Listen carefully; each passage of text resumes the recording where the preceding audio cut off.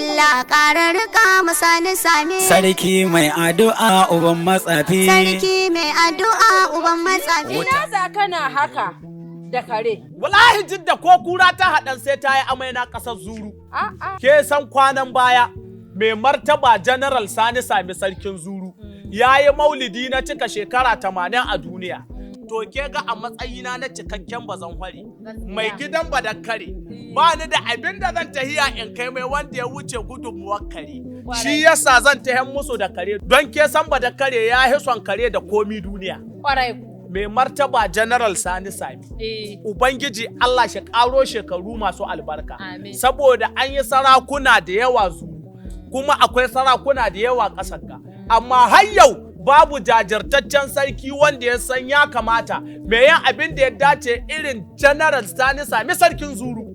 Sannan kuma in yi godiya ta musamman da ya zaƙalo jajirtatta hazika Hajiya Amamatu Kwaido yayi mata wakiliyar zuru. Masha Allah. Ke sa akwai wakilai da yawa mata na masarautu daban-daban. Amma ga ido na dun Najeriya wakilai biyu akwai.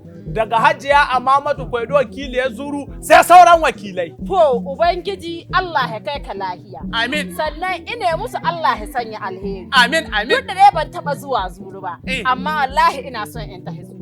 To ina kike? Gani. Ki tahi ki ɗauko kayan ki taho mu tahi. A don Allah. Wallahi ina zuwa da ke. Amma ni ma tsoron karen da kai. A kakki damu da wannan. Ai ko don General Sani Sami da yaji ana hodi dole ya lahi. Ko ni kahi in hita zanhwara na nike mai gidan dakkarawa. Daga na shiga zuru to ba zanhwara ya koma bawan dakkarawa. Abin da ya kamata bari in ta yin dauko jikata. Da man na yi guga. Abin da zai faru wato ki biya wurin yan buga. Ki an so hoce guda 10 mu wuce mai martaba Sani Sami da shi. In ya ci hoce ya sha miyar kare. Allah dai ya ƙara ma General Sani Sami sarkin zuru shekaru masu albarka. Amin ya Allah. Allah shi sa ka in ta zuru su mai san bawa. Amin to ka tsaya abin in To taho. ki cin min da yake na ta.